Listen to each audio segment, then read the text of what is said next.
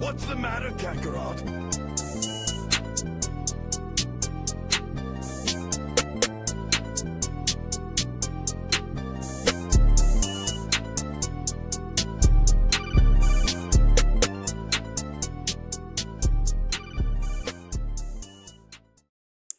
Hi, all my beautiful blurs. Welcome to another Sunday morning with the Blurred Church of Anime. So happy to be with you this morning.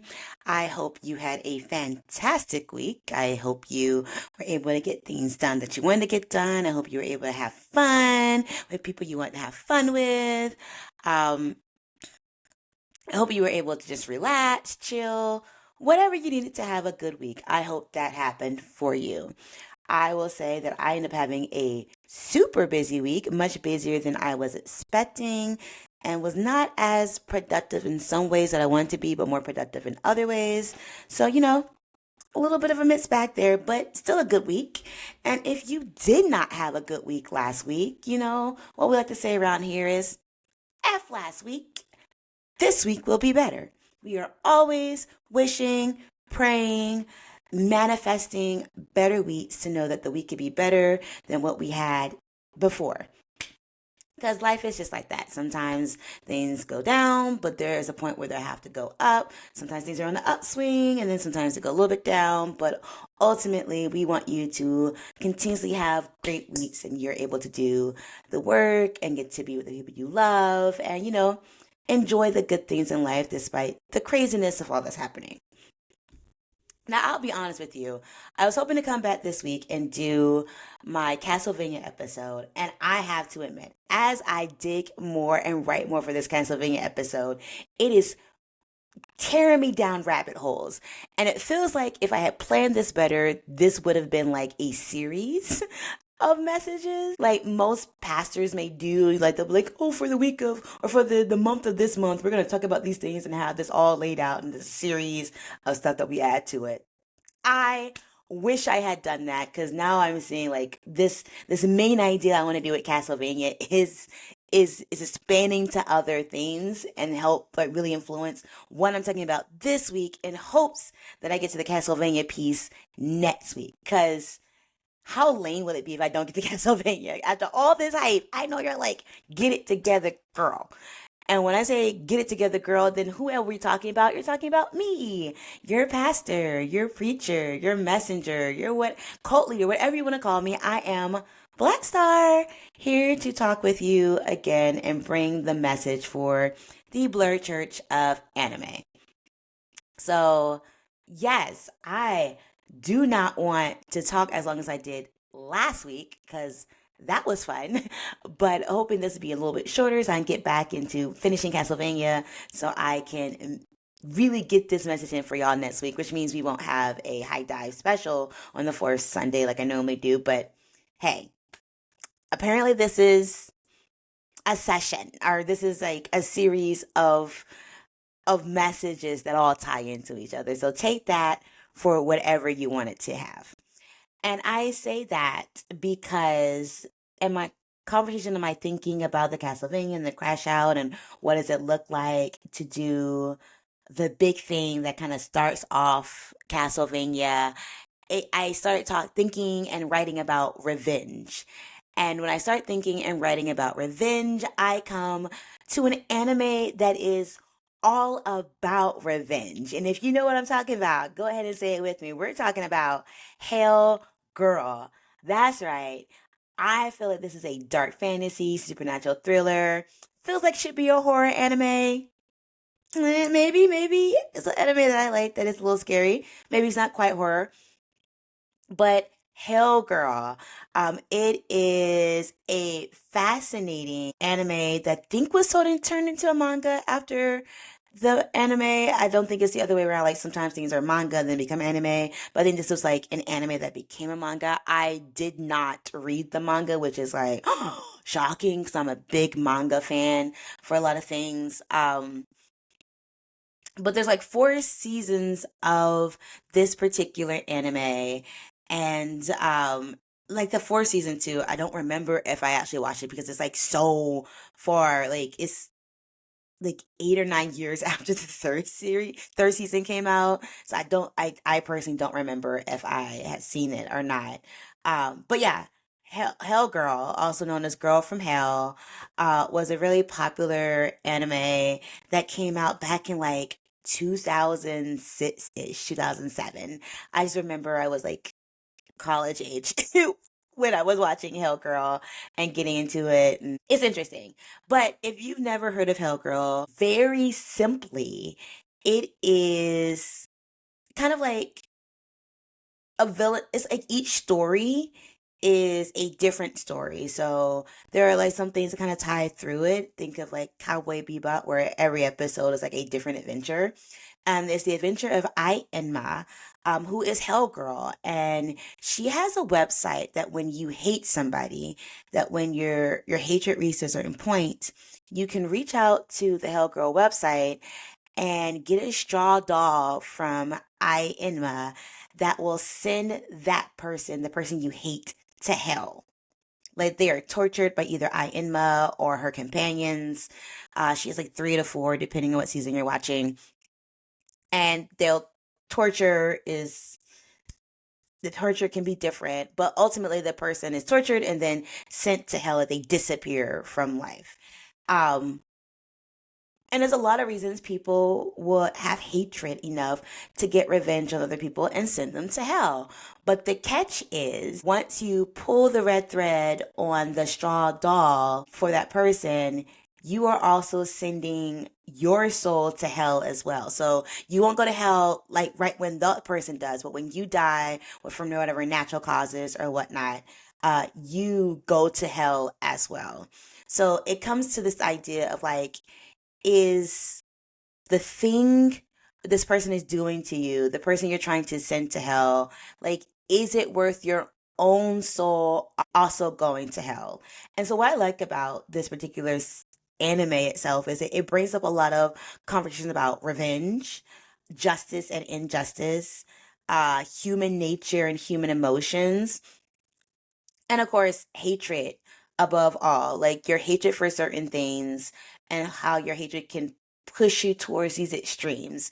When there's also like the hell service for a lot of people, and as you watch like the individual stories, the hell service feels like the only way for someone to get the justice that they're seeking or to like get out of really bad situations. And then sometimes you see people being like, is it worth my soul? Can I let other institutions take care of it? Because like a lot of people are sending other folk to hell for like major crimes. Like there are crimes like murder. Bullying is a really big theme that they have, especially in the first season. I feel like the first 4 episodes are all people who were bullied by another character and like extreme bullying. But like there's murder, there's like really extreme bullying, there's all types of abuse. Um, I think in like second season, there is a girl whose boyfriend even sets her up to be raped, and which is very interesting in who she chooses to send to hell because of that.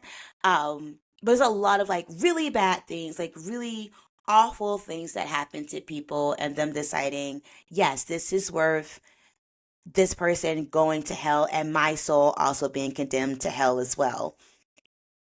Then you have a second wave of people where they send folk to hell for some petty reasons. Like, I am Queen Petty Mayonnaise sometimes, but like some of these episodes on why people were sending to hell, I mean, I get cheating can be a big thing, but is it worth you also going to hell?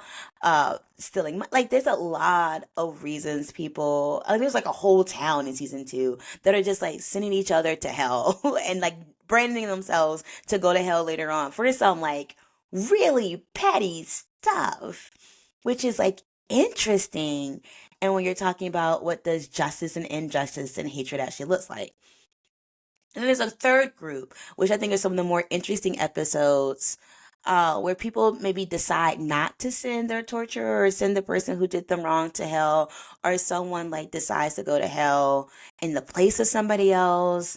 Like it's not always the same type of stories, which I think is interesting for Hell Girl and the different series, that we don't get the same story over and over and over again, even though we get tons of bullying stories. like what the person does about the bullying and how they want to handle it, and the decision to pull the red string or not, you know, really depends on the context of that person's life and background and what they have. Like there's a lot to be said about the Hellgirl episodes and the people who access the website and why they do it and what they choose to do, which again is a very interesting discussion on revenge and justice and hatred. What I find fascinating about the Hellgirl premise is thinking to yourself, what would it be worth to you to also condemn yourself? Because again, sort of my Castlevania conversation and how I was writing it and thinking through some things, I think a lot about how revenge, it's a cycle, but how revenge is a cycle. Um, and like because someone did you wrong, you want to get back at them, and whether you're not you in their bloodline or whatever, there's always someone who like feels slighted because you did something to them, which means they want to get revenge over you. And like, and we see this also in Hellgirl. Like, there's a few episodes, especially in season 2, that are like this cycle of revenge and like the extremes you try to go through to stop it. But there's a lot to be said about people who, you know, when you want revenge and that hatred takes over you, that it then instill and becomes a spirit of hatred for the next person who is, you know, harmed by the thing that you do. Like there's some stories where there's like a lot of people pulling red cords and a lot of different people, and you're like, wait, who all has contracts with who? Who like folk are going to hell left and right, right? And I always think to myself that revenge is not justice. And a lot of people think revenge is justice. So kind of follow me on this. And again, this could be just like a personal opinion, but I'm sharing out here in my message this week. But I am someone who is big on the concept and the utilization of restorative justice. I think I said this before in some other episode of the podcast. Like justice and mercy are two really big things that like I sat with, I talked with, I pondered, I wrote about, especially in my journey in divinity school. Like what does it look to have God's justice versus, you know, God's mercy, Yahweh justice, Yahweh mercy? Can those two things like coexist, and how difficult? Like I even got it tattooed on my body. Um, but so I did a lot with justice and mercy, but then I also think a lot about justice and revenge, where for a lot of people, for them, justice is revenge. When you see people who have had terrible things happen to them and their family members, people they loved, they go to, especially in America, the American justice system, which again is more about punishment than restoration. And so people want revenge as their justice. They want punishment for the things that people have done to them. And I'm not saying that you're wrong on that. Like, I get it. Again, petty mayonnaise over here. You do some stuff to me. Like, there is a strong piece of me is like, you need to get what you're going to get back 7 times, you know? 7 times 7 if we're being biblical. Um, there is an innate human nature of wanting someone to feel all that you felt double, like karma coming back even worse. I love the song You First by Paramore. You know, karma's gonna come for all of us, and I hope that when she does, she comes for you first. You know, because also acknowledging that you're not always the good guy in this. And I think when you start seeking revenge, you're no longer are the good person. You're no longer the innocent in this space. Because there are episodes in Hellgirl where innocent people who really didn't do harm to that person, are sent to hell because of like the misunderstandings or the convenience of it all. And it feels awful. It feels very, very wrong. But then you're seeing all these other people go to hell for whatever other reasons and the stories that you're seeing. I always want to say, like, I don't think that revenge can be justice. Revenge is just that, revenge. It is a way for a short time, maybe longer, you know, again, not judging people, to feel a little bit better about the karma that comes to other people for the wrongs that they have done you. I think it's very interesting in the Hell Girl universe that, like, yes, when you send this person to hell, you pull the red string, that person goes to hell automatically. Like, do not even get like 24 hours to live out their final lives. They are gone, they taken away. And then you are branded to know that you're going to go to hell when you die, but you live that life, whatever, how long, how short that is, knowing that you go to hell because someone did something enough to you that you wanted that's revenge. And I think throughout some of the stories, and I think just in human nature, there are people who are like, no, totally worth it. I would be happy to go to hell if it meant this person going to hell too. Like people are like, we will go to hell together. And we've seen this. We've seen like this in murder suicides. We've seen this in like stories where folk just they gotta drag other people down with them. Like they can't do this alone. But then you also see other people who live with the guilt and some of the shame of like a weak moment. And again, it's a weak moment because like they're at their lowest point. They've been again severely bullied by a person, or all these things have gone wrong because someone has framed them for something, or is orchestrating their downfall, and you're going a little crazy on it. And then they make this decision, and they're not always sure that it was the right decision. They're not always sure like if their soul was worth it, or even if they live a long life, if they can carry the guilt of what they've done to another person, especially when they see how that's affected other people. And so I always like think to myself, like, when has revenge truly worked out for people? Um, because it's again going back to Castlevania, I don't want to get too far ahead of myself. Like, or maybe I'll use the analogy of John Wick. I think I might have said this before, but like I love the John Wick movies, and I think the first John Wick movie is probably the best because after they kill his dog, not just steal his car, but kill the dog of his wife, got him after her passing. I think there's not a person, a soul who's watched this movie who are in the theaters when I first saw it to be like, no, you should forgive them. You should find a way to like do restorative justice with these people who've done you wrong. I think we were all like, nah, go get them. Go kill these bastards. Like make them rue the day they made Baba Yaga come out of retirement, right? And there's something so like cathartic about a revenge fantasy. I watch a lot of revenge fantasy movies and TV shows, just thinking about how the people who've done somebody wrong gets what coming to them. Again, a lot of us equate revenge with justice. But then we get to like the fifth John Wick movie and Ballerina, and I started asking myself, has John Wick known a moment of peace since the first revenge plot? Like, I know in the movies, like, we have to come up with all these other reasons for him to keep being this super interesting assassin and doing all this stuff and making the good guy.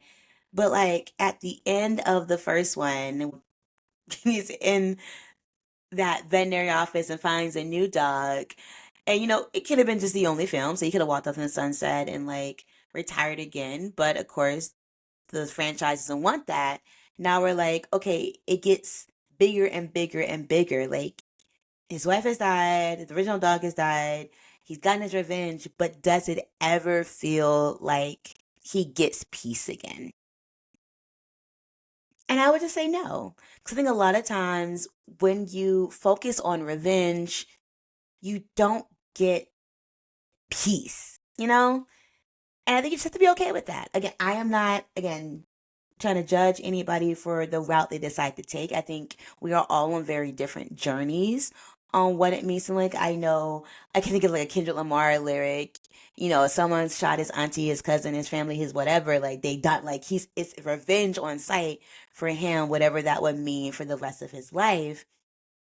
And I think there's some people who'll be like, okay, if a family member, someone I love, is harmed in that way, shot down, killed in the streets, what would I do? Would I be the person who would like, I want revenge for this member, I want their fault to be shot down, or I want that person to be shot down, or I want that person to be caught and let the justice system take it cold. I want to see that person in jail. I want to see that person in jail for the rest of their life. I want to see that person on death row. Like, there's a lot to be said about that, and like your understanding of people and why harm has come to you. And I think when there's senseless violence, it feels like revenge is the best place because, like, in restorative justice, and I'm coming back around to this, see how we made this cycle and the circle. it's about the harm done and the way for people to repay the harm. And I do think, like, yes, there's no way you can give me a dead loved one back. Like, you cannot replace someone. I think if someone lost their sense of safety, if someone has a really traumatic experience at the hands of someone else, it's a lot that, like, you cannot give that back. That is not something you can restore. But restorative justice isn't like giving that loss back. It's like, what can I do to make amends and maybe build a better bridge so that, like, our relationship isn't severed in the community. And I admit that is very, very hard. I think it takes a level of kindness, a level of compassion, a level of mercy that I don't think many of us, whether you're Christian, Muslim, whatever you subscribe to, with higher powers, truly like can deal with. I remember meeting a young man who I was like, "You are a better man than me." He gets shot by some hoods in my hometown, and then he testifies on behalf of those hoods. We be like, I understand why this happened. I understand why they shot me. Like, it was a random act of violence, but I was this kid before. I understand what brought it. And I wish not for, like, they did what they did, and I am harmed, and I no longer am able to walk because of them. But like, I don't wish the worst on them. I wish, a lighter sentence so then we can like work to like rebuild them and like seeing their humanity because they came from a place of understanding what makes a person become that thing that would harm somebody for money or clout or whatever. Baby, listen, it wasn't me. I wouldn't be stopping the gang war that came out. And that's something I have to deal with. Like, again, as someone who believes in restorative justice, as someone who wants to practice restorative justice, I think there's a lot of inner work I have to do to not want to be petty mayonnaise and, want to get my lick back. I think I talked before about this. Like, if everyone's always going to look back, it was always about revenge, then like this cycle keeps going and nothing nothing gets better. And I think Hell Girl tells us that same story in a different way. Maybe not at the end of season one or season two, but like there is again a cycle and like the need for humans to always feel like I've reached the end of my rope and this person is so terrible, so bad. They deserve hell and I am willing to go to hell too to make that happen. And I admit there are some episodes where the person is just so evil and conniving and harsh, like the woman killing dogs. I get it. And she's like, I wish I would have pulled this red tag sooner. Like, girl, I get it. Not mad at you about that. And I think it takes like a certain level of hatred, which is why the website's not available to everybody with a certain level of hatred. And then I and Ma's like companions, they kind of watch to see and be like, should we even give you a doll? Because you can just be playing with us to really feel like your life is worth cursing someone else. And I think it is a apt analogy that when you curse other people, you also curse yourself. I know some people say the best revenge is a life well lived, and and I'm like, oh, that sounds so nice. Yes. But sometimes the best revenge is watching them struggle. I know Michelle Obama says when they go low, we go high, and I'm like, when they go low, I will take them to hell. So I get it. I get Hell Girl. I get why this story is so important, and I get why revenge feels good in some ways. But I know ultimately revenge does not mean justice, and ultimately revenge does not mean making someone come to wholeness, nor does it mean being able to like make yourself whole either. And I think that's the bottom line I think I get from Hell Girl is that revenge does not make you whole. It may just stop the current situation, but it doesn't make your whole life better. And I think if you are okay with that, then do what you need to do. Access the Hell Correspondence website and do what you need to do. But just don't come at me because I'm trying out here to be real innocent. If you got a problem with me, come speak to me about it. I will try to do restoration before you send me to hell. And I think there's also some episodes where like they confront their bully, confront the person who's wronged them, and try to get them to apologize or make amends or turn themselves in. And the person's like, kick rocks, and they're like, cool, pull this cord, let's go. Fair, fair, fair. Um, don't do that to me. Just come talk to me. I'll let you know if I'm wrong. I'm okay with being wrong. I'm okay with apologizing. Um, but I think again, it's still like, okay, they refuse to admit their wrongdoing. is it worth you also being cursed and doomed yourself? Because it is what it is. So yeah, I want y'all to be better people. I want us to find ways to like engage each other and like work towards justice and wholeness instead of revenge and being petty. But I will say, I love a good petty story. It is what it is. I mean, as long as you're not dragging each other to hell, I'll take a little bit of petty revenge on my daily dash if you want. That's all I want to say on that. The goal is to have Castlevania ready for y'all next week. I did not finish it quite this past week because I was busy. But other than that, I am excited as we like get towards the end of October. October has been an amazing month. It's been very stressful. It's been very fun. A lot of good things, a lot of like not so great things, but that happens in any month. And I I'm actually don't want to see October go so fast. I want to stick around in October a little bit longer. November makes me a little nervous. I'm not gonna lie. But it's coming. Time marches on whether we want it to or not. And all we gotta do is pull up your big girl panties, your big boy breezers, boxer briefs, whatever you wear, and get through it. So, but I'm gonna leave you on the upswing. I believe in you. I believe that you're gonna make October, you're gonna end October in a spectacular way so that you look forward to November knowing that like you did everything you could do for October. And I hope you have like a wonderful Halloween, even though we're still 2 weeks out and I still have, one more sermon to do for this month. Yeah, so I again hope you have an amazing week. Thank you for being with me, and I'll catch you next time. Bye. The Blurred Church of Anime podcast is produced by Black Star, aka Lauren Tillman, written by Lauren Tillman, and hosted by Lauren Tillman. Music created by EL47.